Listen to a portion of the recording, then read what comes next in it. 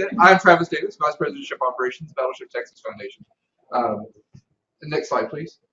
So I'm pretty much kind of giving you guys a rundown of why the ship, we had to do what we did this ship, right? Why was out in the ether, why the ship was so bad, why it was such a big deal to move the ship. So that's a kind of a long story that I'm going to condense down really quickly. The condition at the turnover. The ship was turned over to the ship in 1948 from the Navy. At that point, the ship was a worn-out ship. She had 34 years of service on her, and she just taking a really long, was used really hard in the Pacific. And up until 1944, she was getting somewhere between 3 and 4 dry dockings a year because she was that worn out. So not only that, but the initial birthing of the ship compounded that deteriorate or that advanced age, and that just made it even worse. So all that deterioration that was already there just kept kind of building up until it hit a breaking point in the 80s. In '88, the ship was dry dock, where 13% of her hull was replaced. Between 90 and now, she's been sitting at San Jacinto. And in the meantime, she kept deteriorating, and we had flooding events, we had structural repairs, and then we got to our eventual project of we have to do something. The state realized it has to do something, and in 2019, legislation was passed that directed Texas Parks and Wildlife, who owns the ship for the state of Texas, to enter in a nonprofit or enter an agreement with a nonprofit, which is us, the Battleship Texas Foundation, to operate the ship, and then provided $35 million for us to manage to repair the ship, stabilize the ship, and set the ship up for the future. With that mandate came that we would, the expectation that we're operating the ship as a nonprofit would not be coming back to the state for more money, because that's it. So we're executing that scope of work, we're executing that mandate as directed, and I think we're doing a pretty good job of it. So, considering all the resource constraints that we have. Next slide, please. Pretty ship out of the water. How old is the ship? Ship was launched in 1914. 1914, yes. She was launched the month after Titanic sank. Yeah. Back up one, please. Sorry. Thank you, Father. This is like an hour after the ship came out of the water. So that's Gulf Copper Shipyard. That's the new GC 35,000 dry dock that they purchased. That we worked with them to purchase for this project. They've done an absolutely amazing job on a short time frame to get that dry dock ready to happen, ready, and get it here and get it ready to accept the ship. I don't know if you guys know the story on that dry dock, but it was Grand Bahama's dry dock number 1, I think, which broke in half in 2019, 2020. It was overloaded with a cruise ship. It broke longitudinally, and Resolve Marine was scrapping it, and we were actually entering into negotiations with Resolve on the transportation of the battleship, because we were treating the battleship as a salvage project, because at that point we were pumping about 2,000 gallons of water a minute to keep the ship afloat. Yes. So Resolve's like, hey, we just got this. Maybe it'll work to help us get it there, or get you to a dry dock. And we're like, well, hey, why don't we see if we can market this to someone who could do the repairs? 2 birds, 1 stone. Yes, sir. Is this the dry dock that was in Sabine? No, sir. So this was in Freeport. Not ex-Navy. Not ex-Navy, no, sir. Freeport, Bahamas. Yes, Freeport, Bahamas, not Freeport, Texas. So this dock was originally almost 900 feet long and could lift 80,000 tons. Through Resolve, when Resolve was salvaging it, they cut it in half, or they shear plated it in half. So it's a little over 400 feet long and has a lifting capacity of 35,000 tons. Battleship displaces 26,000. So, which honestly, for a ship, she's not that long. She's 573. What makes her difficult to dock is she's a lot of dead weight. 26,000 tons. She has main draft of 26 feet. And of course, untrimmed, she sits down at the stern to about 29, between 29 and 30 feet. So it makes it really hard. As you guys know, there's not very many dry docks on the Gulf Coast that can handle a ship of that draft. Next. So this is very next day, washing the marine growth off the hull. I mean, if you scrape buoys, you know what that smells like. And I will not describe, since we're getting ready to eat, I will not describe what that smelled like. It's awful. Next, please. So the big thing I want to talk about is a little bit of nomenclature before we get into this, more into the presentation, is the torpedo blisters. So these are these little things that were added onto the side of the ship. They're void tanks that were added to the ship between 1925 and 1927. And they were there to as a defense for a torpedo, right? So the torpedo would come, hit this void, explode. Energy doesn't propagate as fast through air as it does through a liquid or a solid. So you have these lightly built structures that's meant to deflect energy or absorb energy instead of transmitting it into a fuel tank, into a void, into a fuel tank, a void, and then the boiler rooms or whatever machinery space or whatever magazine. So because they were so lightly built, they've been problematic their entire life on the ship. We have loads of Navy memoranda talking about how much of a pain in the rear they were. They got them repaired at one point. They lasted in really good condition for about 2 years in the mid-40s, but mid-war between 42 and 43, 43 and 44, and then by 45, they were really, really awful. Next slide. In fact, here's some of those memos. In fact, they were saying this is a survey that was done on the ship in December 1945. She'd spent a year in the Pacific from pretty much December of 44. And you can see, so anywhere that says you have I-V, or actually it's 1-V, that's a blister. So you see that one has 23 feet of water in it. That one has 21 feet of water in it, 19, 12. And those are tanks, those particular tanks only have a capacity of about 24 feet of water. So you can tell that they're already full. And this is a memo from March of 46. The Navy, the state of Texas and the Navy were already talking about transferring the ship to the state as early as September 1945. October 1945, early October 1945. So the Navy issued this special hull report in light of that document, which is basically to say, here are the recommendations that we think need to be made to the ship before turning the ship over to the state. Well, in their number 3 paragraph here is they say that the majority of the blisters leak, and that in view of their inherent structural weaknesses, it is not considered necessary to repair them. So they didn't do anything to them, absolutely nothing. Didn't coat them, didn't recaulk rivet seams. It's mostly rivet seams that were leaking. The framing inside of these tanks is only 1/4 inch. Shell plate is 5/8, and you're really thin framing on the inside. And you will see what the results of almost 90 years of deterioration of those look like. All right, next, please. So we have the ship come. The Navy actually does a really good job of getting the ship ready to turn over. Right, they put a lot of money into the ship. They coat the exterior, recoat the hull, get the ship ready to be a museum ship. But there's a few things they didn't do.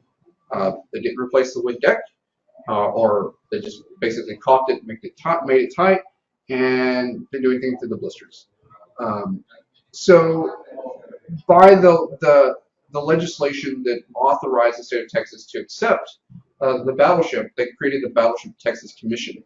That was the first stewards of the battleship, and they were placed under so many restrictions that it was very difficult for them to operate.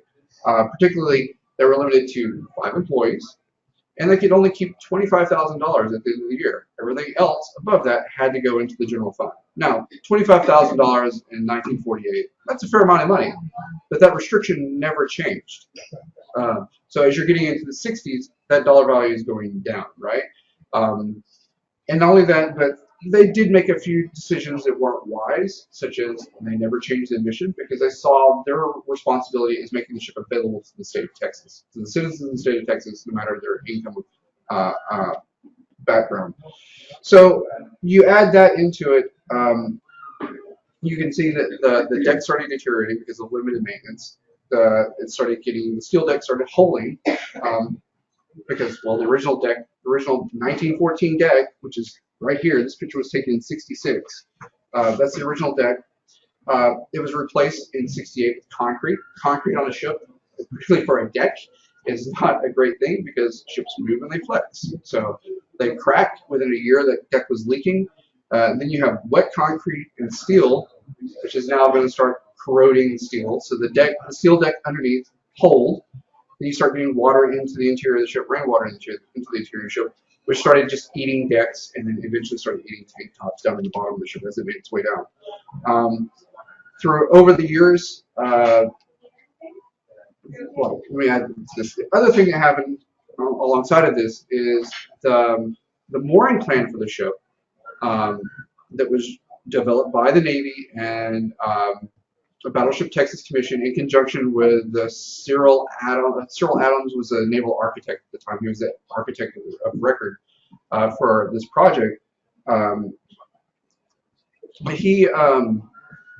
They came up with a plan of, well, how do you address the ship here? There's no really improved berth there for the ship. At San Jacinto in '48, it was basically a ditch that was dug. The ship was literally drug into it by bulldozers, and then they buried anchors, or really said concrete anchors, into the ground at the battle ground. So they had a very basic mooring spread. So how did they handle hurricanes? Well, they ballasted the ship, and they ballasted with what water was available, which was brackish water. So now you have brackish water in the interior, which is in a lot of tanks that weren't coated, primarily fuel tanks. It's now starting to eat itself. So she started rusting from the inside out. Add that with the deck issues. So the boiler rooms, by the late '70s, the boiler rooms had flooded. I mean, there are water lines in the boiler rooms that are as high as its roof. I mean, the boiler rooms are really cathedral-like. They're massive spaces. And they're just coated. You can see the rust lines in them. By '81, they had them dewatered. There was a lot of fuel oil contamination from the living fuel oil that was still on the ship. And the engine room villages were flooded. CPMS flooded from rainwater alone. That was not leaking into it. And then, again, the fuel oil contamination. And add to that, I mean, everyone knows ships, right? Out of sight, out of mind, you forget about it, right?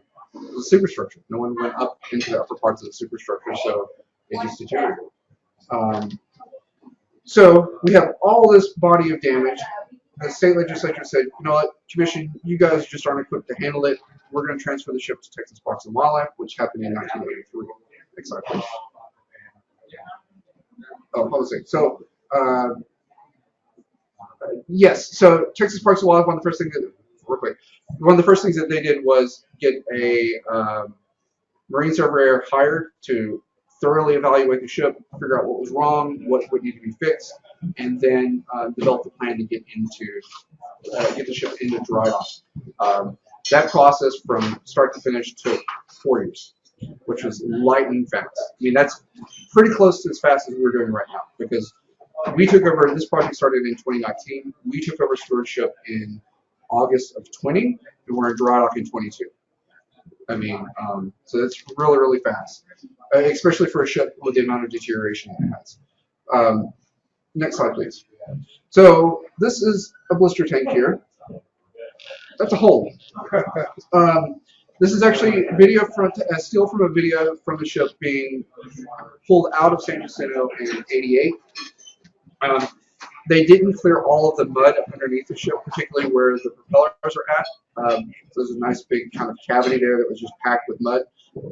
They just pulled the ship over it. It took 6 hours to do it. So you can see where the original water line was at here, as you said, at San Jacinto. So that's about 2 to 3 feet. So they pulled the ship up out of the water over the mud berm. And as that, you can see the hole, these nice holes in the blister tank. You can see the water draining out there.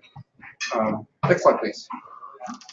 And then once the ship's in dry dock, more water just draining naturally out of the blister tanks from all the numerous holes. Next slide, please. And again, more holes inside the ship. And the fuel oil leaking out, which surprised everyone. So, next slide, please. Again, more damage. Right? She's rusting from the inside out and outside in 88. Next slide, please. So, all that was from the 1988 and 89 dry dock. So that dry docking took about a year, or actually took 11 months. They did very limited framing repair on the ship. That work was mostly focused on the hull to make the hull watertight. And by that, roughly 13% of the hull's wetted surface was replaced. There were no doublers that were done. It was all crop and renew, cutting out a piece, welding a new piece in. One of the biggest things that they ran into in 88 was they had to replace a lot of rivets. And they didn't replace them by hot riveting, they just welded them up. There was a lot of that. It ate into their budget pretty hard. And then also you started kind of chasing your tail a little bit, having to ring weld rivets, because once you put heat into a rivet, the plate expands, the rivet expands, and then it's no longer either watertight or structurally sound. So it makes it a little bit of a pain to deal with. Along those lines, they broke up the concrete deck and laid a wood deck down. The superstructure was stabilized. In fact, from here up, the foretop was cut off and put down on the dock floor and repaired. Whole new set of coatings, and then they began restoring the ship back to its 1945 appearance, which is pretty much the configuration she was in when she left service. That whole project cost $9.1 million. And that was including their dredge, tow prep, and the actual tow itself, and the repair cost. Next slide, please. And then here you can see all the holes cut in the side that were cut out. Yeah. So these round holes are flooding inlets for the blister tanks. So the blister tanks could be flooded for the trim of the ship, bilge kill, and then anyways, all right, next slide, please. You can see more plate cut off and being replaced. Next slide, please. These are current photographs. No, that's from 1988. And this is how she looked in 1980 or 1990 when she was headed back to San Jacinto from Greens Bayou, which was owned by KBR at the time, or Brown & Reed at the time, rather. They did the work to do the new mooring system for the ship, which was a monopile system that attached the ship to it, allowed the ship to freely float up and down. Next slide, please. Since then, we've had all kinds of issues. In 2003, the citizens of the state of Texas approved a bond to dry dock the ship again. The ship was planned to be dry docked in Avondale in New Orleans because at the time that was the closest dry dock available. The Big T, which had dry docked the ship in Todd Shipyard, had been sold, and it was at that point I think they already did move to Alabama, to Mobile, which I guess you got to see that dock last year, so it was pretty neat. So Avondale was the closest, but the legislature never approved servicing those bonds. So the money was there, approved. The debt was never serviced on them, so we didn't get to take, the ship wasn't taken to dry dock. By 2006, we started having major flooding events on the ship. So by major, I mean substantial changes in draft. 2012 and 2017 being the worst. 2012, the stern's draft went down 8 feet. We had roughly 3,500 tons of water aboard. TNT Marine was absolutely instrumental in helping us save the ship. They are absolutely fantastic. Kevin Teichman and his group, just can't say enough about those guys. And as you can see, the frequency of leaking events started, major flooding events started increasing. 2012, 2016, 2017, 2019, 2020. And you can see the effect that they've had on the ship draft-wise. Now, these are obviously photos were taken when the ship was an extremist, where we get the ship righted, plug along for a few years, and then we have another major incident. And the state was really limited in how they could respond to these things because of how the state funding happens, right? It's easy to respond to an emergency. It's harder to spend the money up front to do a major project to fix it right the first time, right? All right, next slide, please. Starting in 2014, or 2013 rather, there was, let me back up a sec. In 2008, the state issued, the voters of the state of Texas approved another set of bonds for $25 million to dry berth the ship, so build a permanent dry dock for the ship or get the ship out of the water permanently. So Texas Parks and Wildlife, at that point, I was almost dead, started going down the path of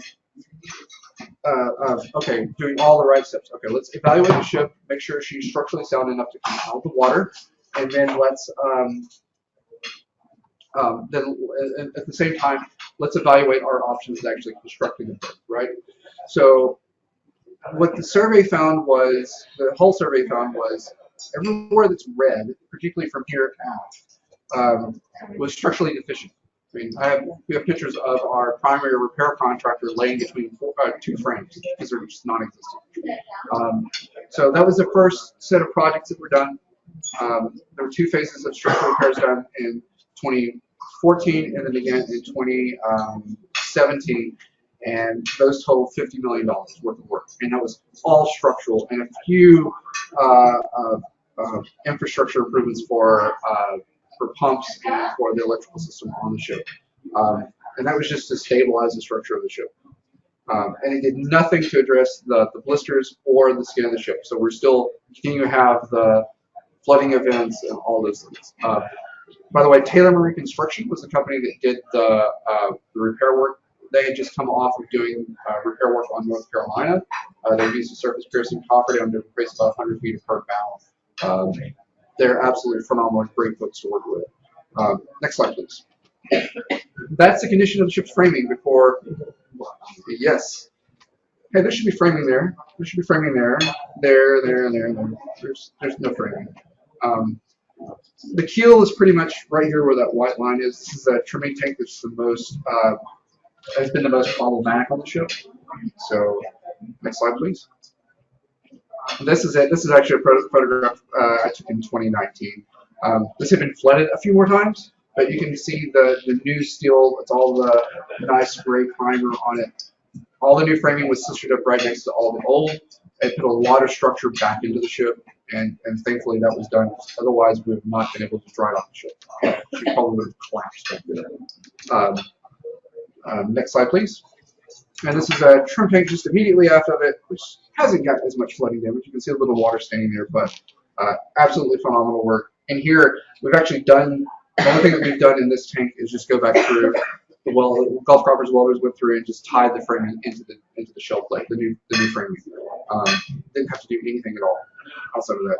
Next slide, please. And then the outside of the structural work, the other thing that they did was put in a new tank top on most of the inner bottom from the stern all the way up to the boiler rooms, which then gave us a nice watertight boundary.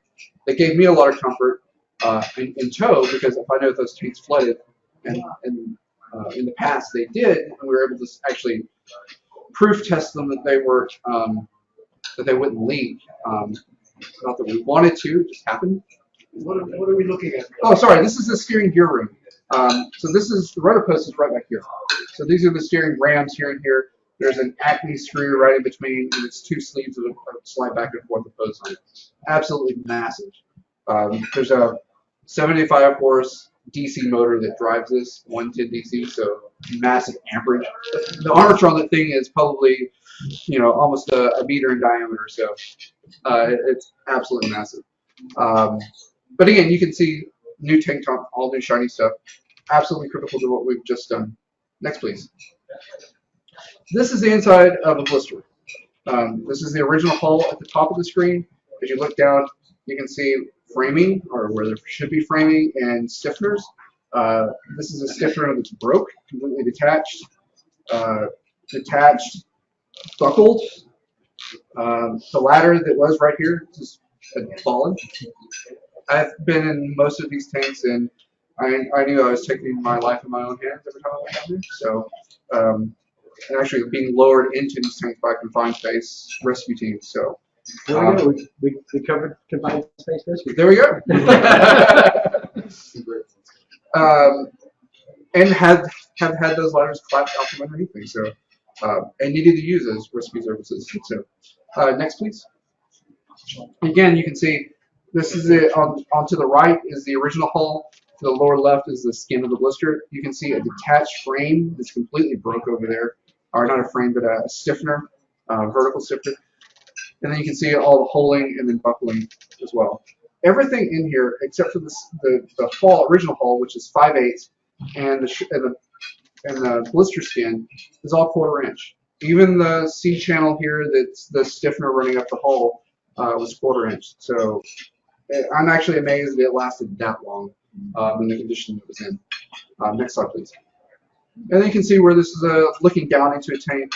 That's the skin of the ship, or the skin of the blister of the hull. This is pretty much right at the water line. That's the plate that was put in '89 where it's gray. That's a frame that's collapsed onto a deck. You can see the ladder to the right, and then a framing that's just kind of fallen over. And then again, what's left of framing. Next, please. So, fast forward, or get us up to kind of to speed. So 2019, we get the funding from the legislature to do the work on the ship. The first thing we think of is, how do we get the ship to the shipyard to do the work? Because that's the only place it can happen. Whether we're towing it, we had the philosophy of whether we're towing the ship a mile or 2 miles or 200 miles, we're going to approach it the same way. Anything other than full effort would have been probably a large risk to the ship. So what we did was did another round of surveys, did some preliminary engineering work, and then which basically came back and said, okay, the ship is structurally sound. The blisters are your issue. And then what came of that was working with our engineers and our project management team. What we came up with was closed cell foam.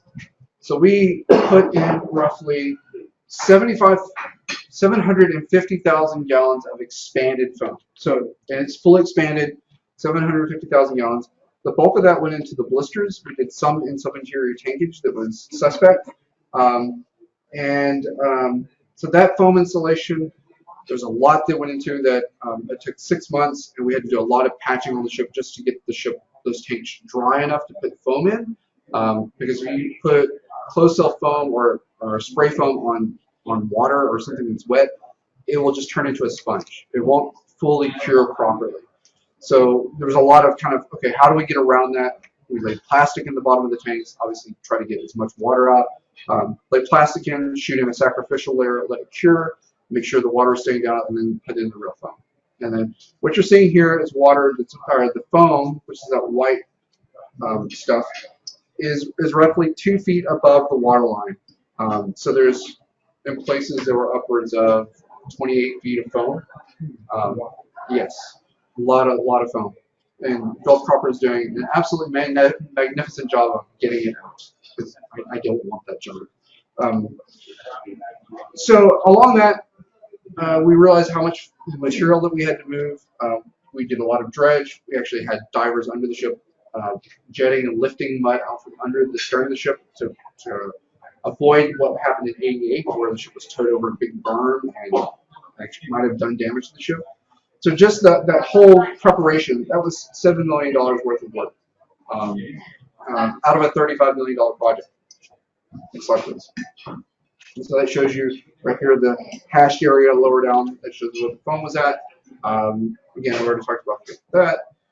That gave us roughly 2,800 long tons of retainable buoyancy, because foam is lighter than water, and all we really wanted the foam for was water displacement. We didn't care if it sealed leaks or anything like that. All we wanted to do was volume displacement, because water was not, you put water in a ship, it sinks, right? So that was, no matter what dry dock that we went to or where we went, draft was always going to be an issue for us because of how deep the ship already sits. So roughly 65% of the red surface of the hull was protected by foam. We did a lot of, with that engineering came where we should put our push points at so that we didn't crush these structurally suspect areas. Installed flooding alarms, closed circuit cameras in sensitive areas, and then of course our tow point assessment, because the ship hadn't been towed in August sorry, over 30 years. At that point, 34 years. Next slide, please. So this kind of gives you an idea. The dive spread up here at the top. The guy right here actually being lowered down the side of the ship into a blister tank. The dredge down here, Matthews Brothers construction. Matthews Brothers did our dredge for us, and then temporary hatches that were put in to allow power and hoses that came through from the tanks to come out. That's the bottom center, and then our kind of damage control station right here at the bottom right. And you can see nice flat lines where there's no water increasing going in or out, which is that made us always happy. Next slide, please. And then that same tank I showed you, D12, well, this is it here. We're installing foam into it. We ultimately put foam up to about right here. So there's probably another 8 feet down or so. That single space probably had the most foam in it in total. And it was the most, that one tank has the most outside influence on the trim of the ship. Just by filling that tank with water would cause the ship to go down at the stern by like 2 feet. So Which tank is that? D12. It's a trimming tank. So that's what's designed to do, right? Next slide, please. So dramatic. That's what 2,000 gallons a minute looks like. Almost 50 pumps running. Quite literally, pretty close to the next day, we're under 2,500 gallons a minute.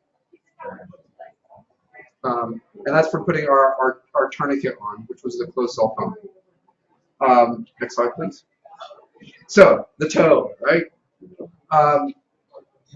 It was an 8-hour tow. It was absolutely uneventful outside of the scenery.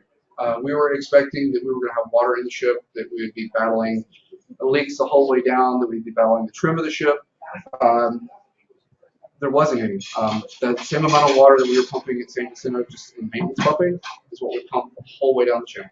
And we were making upwards around 5 knots. So, which is slow, but you know what? It's nice for her. And this is actually coming right out of San Jacinto. That's the Lynchburg Ferry right there. That set of lights at towards the top of the picture. Between those 2 days, we had 2.55 billion media impressions. So that's not the number of people that looked at the ship, but the number of times that people looked at media coverage of the ship. So at least 1,000 of that was me looking at pictures of some. Next slide, please. Lynchburg, not Lynchburg, the Fred Hampton Bridge, and then you can see our nice flotilla of the Coast Guard and local law enforcement and other government agencies escorting us all the way down. Next slide, please. This is how eventful it was. That's our tow master, our salvage master, our lead Houston pilot, and then just out of the shot is the Coast Guard inspector that was at work. We did have 4 Coast Guard personnel overboard that were mostly there just to observe and help liaise with VTS and whatever else that we needed. And the picture on the left is my absolute favorite picture, kind of the ship coming up over the horizon. You can see the efficiency of that faded camouflage scheme that she's wearing and just almost blending into the background here. Absolutely magnificent. And who was the pilot? Thompson. He's the president. Right. Yeah. Right. Yeah, he pulled a few strings to make that happen. And then next slide, please. Did it shut down the channel? Yes. Yes. We had a rolling closure. So we had 16 hours before we departed, and then they were behind us by roughly 2 hours. It was all based on spacing, and then barge traffic never shut down. We were passing barges going past, particularly once we got into the bay. We were allowed barge traffic going alongside the whole way. So what did we find when we got the ship out of the water? That's 1989 paint. Amaron made the coatings here. I forgot the actual number off the top of my head, but PPG, who owns Amaron now, is actually discontinuing this product because they say they have better stuff on the market. I'm like, well, this one's pretty good. I mean, that's a 32-year-old paint job, and there's very little paint missing, except for the wind waterline here. So the blister, the structure of the blister was failing. That was very apparent. I'll show you a picture here in a second. And then the other surprising thing we found was You know, when you think a ship taking on 2,000 gallons of water a minute, you think there's going to be massive holes and a person can walk through. They're small. Next slide, please. Lots of them. Lots of them, and lots of them small. So again, look how great that paint job is, right? Yeah. Nice photographs. Well, thank you. Next, please. So this is, again, obviously the first thing you do in the yard is you get the marine growth off, and you can see, again, hull's being washed down. There's not a lot of marine growth on it for, again, in the year for 32 years, the water for 32 years. Next, please. Structural deficiencies in the blisters. Nice big dents, right? Yeah. People keep asking, what caused that? What did you hit? So, oh, a whale hit us. I mean, Just water pressure. That's exactly right. It's water pressure doing that. Nothing on the inside. Absolutely nothing. Absolutely nothing. When we were putting the foam in, we saw that deformation. We knew that that was an issue. The foam, in its expansion, it only expands at 3 pounds, or a little under 3 pounds per square inch. So it's not going to overcome water pressure, but what it will do over a larger square footage will give you a little bit of something to structural stability. And what we saw is, yeah, this. The cool thing is, I don't think I had the pictures in here, where we've already cut windows into the blisters to remove the foam. You can see where the foam had followed the shape of that contour, right? And when the ship came out of the water, that hydrostatic pressure released, there's now a gaps of like a foot. And so Flexing that much. And that's largely that was original 5/8. That's deteriorated down to 1/2 inch. And that's the other thing that we see. There's not a lot of loss for a 100-year-old ship. Next slide, please. And you can see how deformed that is. Next slide, please. Hulling. So this is actually in the bottom of the ship. I could pretty much get my knife hand through there. That was about it. There's a picture of me doing that, so I didn't put it in here. But the one thing that was really surprising to us after we got the ship clean is that the holes, and there were splashed on epoxy patches over the top of this. So with the ship being pressure washed, it just knocked all of those off. But what surprised us most was how intact the coatings were all the way up to the hull. If the ship were rusting from the outside in, that would be blown out, right? You'd have a lot of rusted metal, you have the coating fill, rusted metal, a lot of blistering. Not what we saw. So what we see is the ship rusting from the inside out. Next slide, please. And again, there's water dripping right there. That's actually the ship's keel right here. Flat keel. Next, please. So, what is our scope of work, right? I try to use the pictures to distract from my bad presentation style. So, the dreadnought scope of work. So, what we're doing is we're removing all the foam that's in the ship. There's a lot of concrete patches that were added over here, concrete salvage patches that were added. We're removing those, and there was also concrete cloth that was added in the inner bottom during the time that the structural repairs were being made, because there was a fear of the structural, like tools or even a piece of plate falling through the bottom of the ship and pulling the ship, right? Because we weren't sure how thick the bottom of the hull was, or that it might find a weak spot. So the concrete cloth is kind of put in as a buffer. We're scratching that out.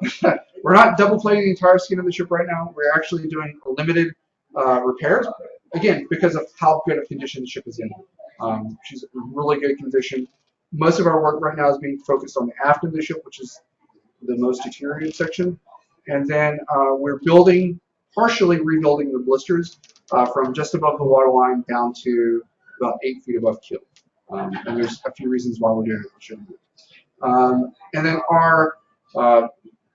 this total cost, including late A fees, insurances, all of that stuff, any additional engineering, all in is $20 million.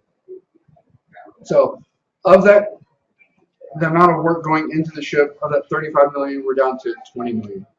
So that's, and a good chunk of that is project management fees, engineering, and well, I'm actually getting the ship to dry dock because it's very costly. And then on top of that, we're doing additional scopes of work, which is repairs to superstructure, and then we are repainting the ship from keel truck. which is those additional scopes themselves are 2.3, which the foundation's funding separately out of pocket. Next, please. No foam? Foam. No. This is top right. That's the stern tube for the blisters. My apologies. Apologies for being so long-winded. Next up. Oh, so which the foam has its own unique qualities in the sense that you can put heat to it. It will not burn. It will just smolder and then off-gas noxious gas. So what we did was, or what Gulf Copper did, was hired a company to come in and water jet these windows into the hull using high-pressure water, which kind of aided and helped with the foam removal. Next slide, please. This is actually a piece of 1989 plate, and you can see what the backside of it looks like. How much scale is on it. Next, please. Sorry, this is really bad. The contrast level is on bad. So the hash is the hull, the original hull. And you can see the diamond pattern here. That's the blisters. You can see where it's going to stop at, which is, again, roughly 8 feet above. Next slide, please. And that's roughly what it's going to look like. I'm sorry. So this is the original here with a nice curve into it in the middle of the frame. To the right is the new structure, which is tapering a little higher up. This is a preliminary. It's actually, we're going to have a nice, more curve here. So it'll follow the ship's original curves and be a little nicer. Also, if ever in the future we decide to add a lower structure to that, we can build those curves back out for the original look. Now, part of the reason why we are terminating higher up than instead of rebuilding all the way down is because of these acute angles in here. It's very difficult to pump water out of there, let alone doing any kind of maintenance on it. So we opted to bring it up so there's a little bit more friendlier space to work with. And the other thing I would say is, and you might be asking, why are you replacing the blisters? Why aren't you just completely taking them off? We actually need the buoyancy that they provide. They provide about 2,800 long tons of buoyancy, empty, and they add roughly 2.5 feet of reduced draft, or reduced the draft of the ship by about 2.5 feet, which we need to clear the blocks. So we came into the dry dock with about 2.5 feet of draft between us and the keel blocks. So we need those to undock. It also makes it, in the long term, more cost effective because every foot of draft that we save, that's less dredge money for a new berth. That's less hull that we have to maintain that's in the water. That's less. I mean, it just starts adding. It also makes it easier in the future if we have to select dry dock again. That keeps our options more open. Next, please. So, okay, big takeaways here. Since 1948, the state has invested, or the deterioration of the ship between 1948 and 1983. The deterioration to the ship has cost about $94 million. The bulk of that $94 million has happened between 1988 and today, is what's been spent in the past 32 years. Sorry, this is a little bit of a presentation I gave to my colleagues at the Historic Naval Ships Association. My takeaways to them were to keep their inner bottoms dry and coated, and to keep their wind water line coated, and to keep their decks watertight, and then pay attention to the outside out of mind areas, and then regular inspections. Know what's going on with your ship, and then obviously cyclical maintenance. Next. Actually, one more, please. It should be. Oh no. That's not the video. Sorry. Yes, sir. Where's she gonna go next? Good question. Galveston. Right now, we're talking to 3 municipalities. That's Baytown, Beaumont, and Galveston. So Galveston has a couple of potential locations that we're working through right now. Baytown came on strong with a presentation, or not presentation, but with a proposal, but they kind of faded a little bit because of the costs associated. And then Beaumont jumped in the game late, and they're still trying to get their stuff together. So we're hoping to actually have We should have the selection made by the end of this year. Just because of the repair scope that we have, the ship will be out of dry dock by the end of May. And then we will be, well, in a labor until we're ready to reopen. Any new home that we have, also one option will require core permitting, which that's upwards of a year or more that we have to go through the whole construction process. So that's why we're really trying to push and get a decision done quickly.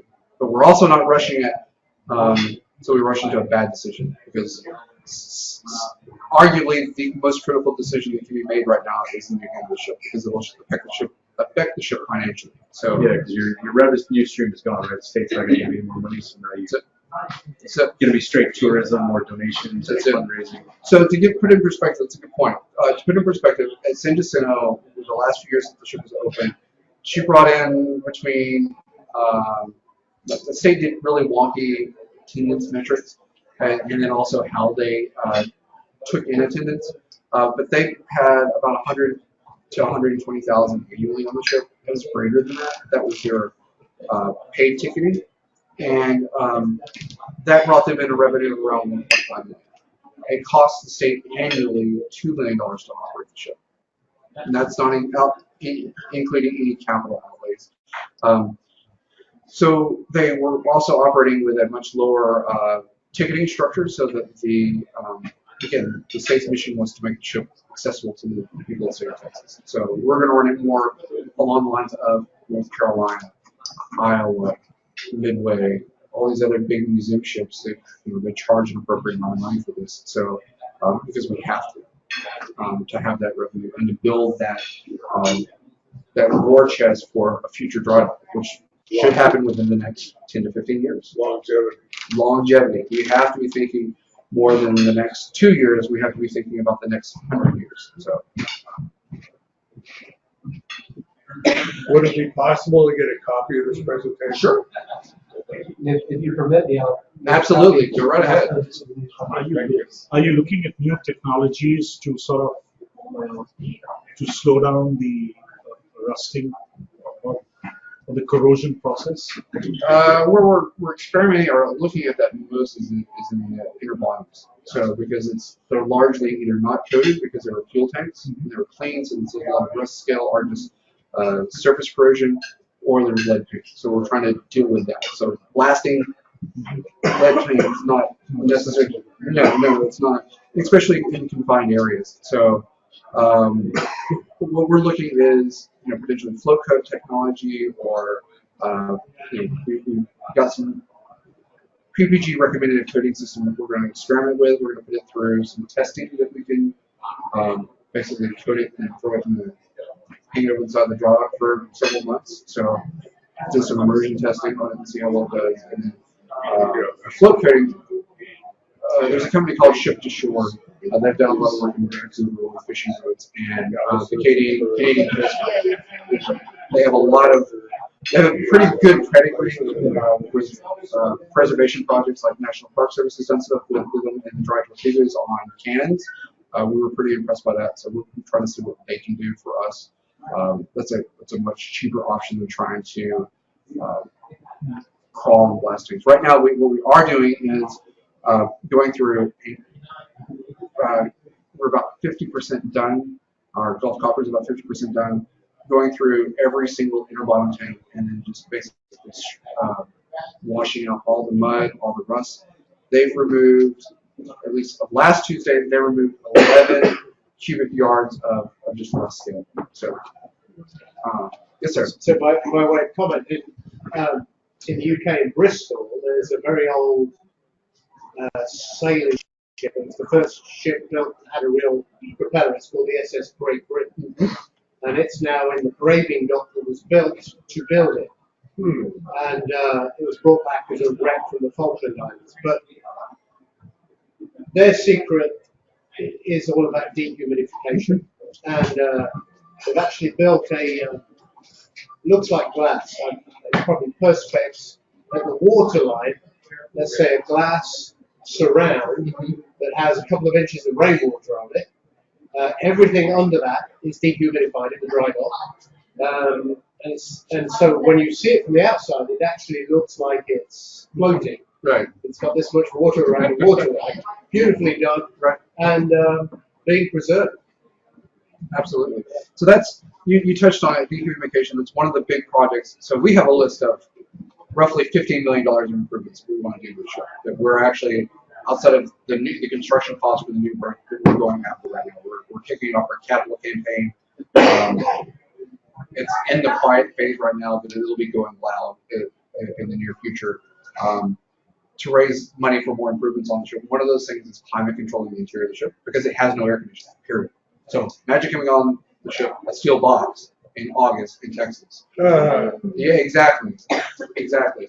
So it is. The big driver behind that is obviously comfort for the visitors, but it'll also create dehumidified zones. So, and on top of that, the one of the things that I want to do would be to just, if anything, just put decusant in the tanks. I mean, renew the decusant. I mean, every so often. So, and do a much better job of managing the humidity in the interior of the ship, and particularly in those tanks. If there's no one going to be in it one part, Seal you might consider, absolutely. just remove the oxygen. Well, like, who cares what you want? The problem with that is it's a ship that's been used for 34 years in active service. So the Navy made the crew made their own modifications and things. Then we had 70 some odd years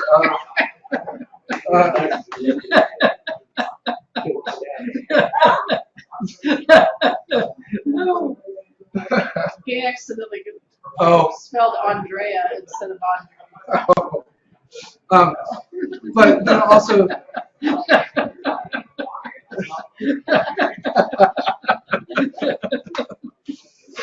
but there was also 70 almost 80 years of the ship being a museum ship, so there's been lots of modifications to it. So to try to make everything airtight is near impossible. Oh no, I wouldn't think about anything, but your double bottoms and those spaces. Even still, I mean, it's going to be, I think, difficult to do. There's a lot of bleed through it. But yes, there are actually areas in the new construction areas of the blister that we are looking at, that we are doing that. There's a particular the fairing plate at the very bow.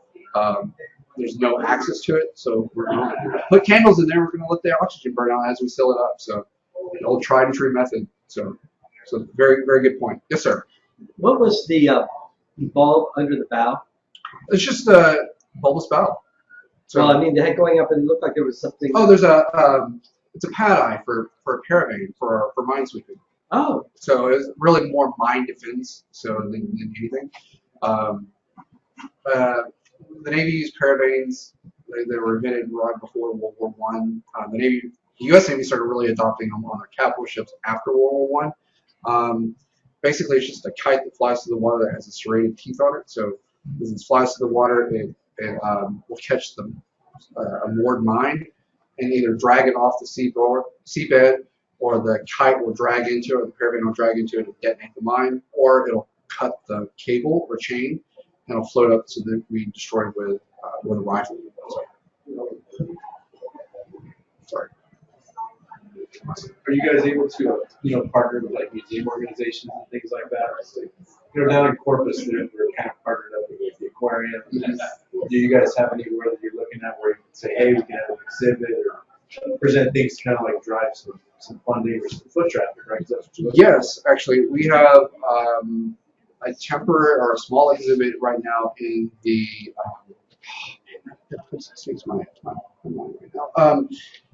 the old orphanage that was turned into a museum. Ursuline. Oh, yes, the one in Galveston. 21st and new. Yep. Yes. Yeah, I yes. can't remember the name of it now. I don't know. I know a guy who owned it.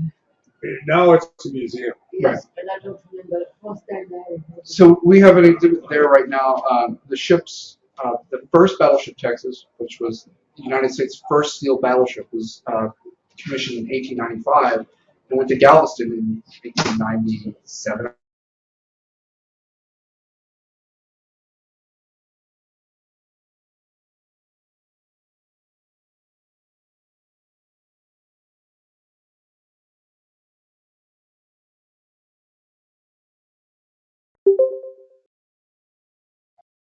we're developing we're developing a online exhibits right now. We're revamping our website right now, and we're going to have more online exhibits as we go forward. So I think the one that is being developed right now is about Operation Torch, so the invasion of North Africa.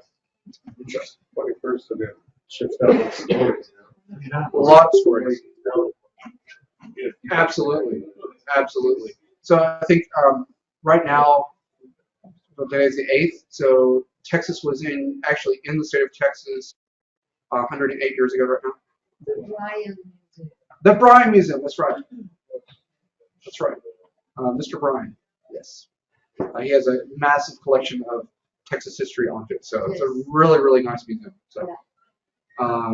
So we're working with local organizations like that in partnerships. And obviously, whatever municipality we go to, we'll be partnering with museums for, discounts and things like that. Partnerships with the exhibits and things like that. We have actually a big one at the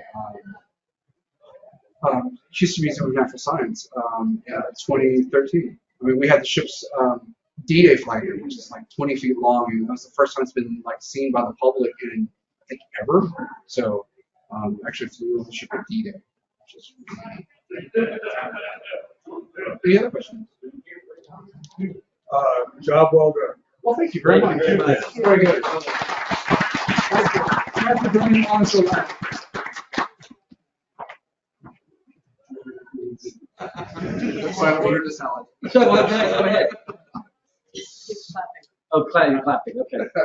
I'm just going to say we should have introduced everybody at the beginning of the meeting, but the wine was good. So we'll do it at the end of the meeting. If it makes sense, let's just go around and introduce ourselves. Hi, how you doing? I'm Levi Wright. There you go. Okay, great. There you go. Levi Wright, currently working on OSBs out in Port Fourchon. And he's also a Texas A&M Maritime graduate. Yes, recent grad, August 21. And a Coast Guard veteran. That too. Thank you. Awesome. Well, you know me. So that's the talk. Michael McCright, captain, last sailing with Scripps Institute of Oceanography with University of California, San Diego Ocean Research. Also the Houston chapter president of the Council of American Master Mariners, and still an active member of Masters Mason Pilots. Then I'm his wife. No, wait, let's clarify that. I'm the captain, she's the admiral.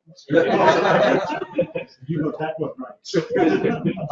I'm Robert Enratz. I recently retired from career at sea and career in class and consulting companies and worked offshore and worked ashores. Who are you? Yeah, what? The wine was really good. Very.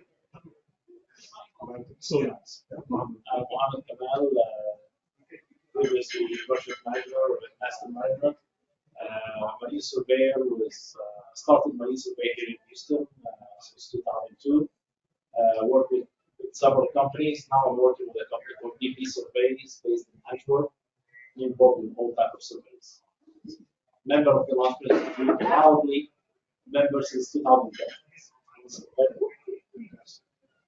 Rolando Maidon, I graduated from A&M in 08 and worked for Diamond Offshore Drilling for 10 years, IPO, and then I was chief marine section leader. I left that, moved with tug work, and I've been sailing with Master Mason Pilots for the last 3 years on container ships, car carriers, whatever the hobby is. And so I've just been doing that. That's around. Congratulations. Okay, I guess Tom Hudson, for those who don't know. I sailed with Master Mason Pilots 20 years. Started my tanks for came to Houston and Washington. Started working for the oil company. Now I went to oil straight.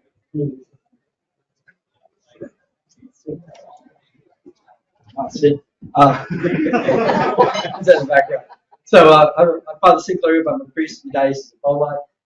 I hold ratings as Navy Limited and also 100-ton master in the coastal. And I've had the privilege over the last 4 years of 3 times sailing with the Texas Maritime Cadets on their training ship for a month, and it's been really wonderful. I hope to continue that to sort of finish out my maritime career and be able to do it that way. And it's also his birthday. Yes, Yes, 2 birthdays. today. And it was since 4 days ago. And Father Sinclair. So awesome. Dory, you Great want to choice. sit down and introduce yourself? Sure. The camera person is here now. The nameless wonder. I'm Doreen with the Apostleship of the CUSA and also co-president for WISTA Texas, and it's great to be here with everybody today. Thank you. Thank you so much. Well, warm welcome. Enjoy the meeting. Right. Well, I think amazing presentation. Andre, if there's Andre, please speak. Yes, hello, I'm Andre Legoubin. I know most of you know me from all the time I spent in Houston there. I work for, I'm an STS underway mooring master, conducting STSs offshore out of Galveston, Uruguay and Brazil. I work for AET, based locally in Houston there. And that's my day job, and the rest of my time I'm now fully employed as president of the Nautical Institute. Thanks, Andre. And Chris, are you still there? Da, da, da. I think so. All right. Yeah,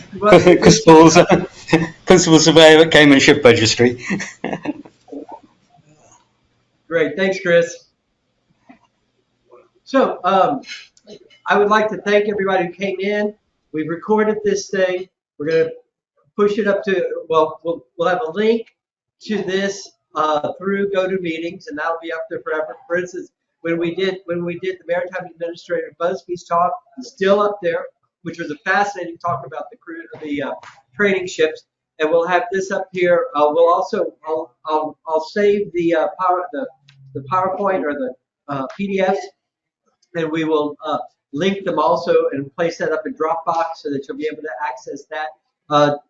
David, I really tremendously appreciate you coming down and talking to us. Or excuse me, Travis. I tremendously, yeah, I have 2 last names, so I'm in solidarity. You know? But Travis, I greatly appreciate you coming down and being with us today and giving us, as I said at the beginning, this vessel has a great place in my heart from growing up just down the road from here and visiting as a little boy, seeing it preserved, which I think we've got to be serious about it. If we're going to have it, you know, we either fix it or we scrap it. We don't dilly-dally around it. And we can see what happened with some of the great battleships that have been done, the aircraft carriers, and hopefully Texas will value this treasure there and take good care of it. So really appreciate everybody coming by.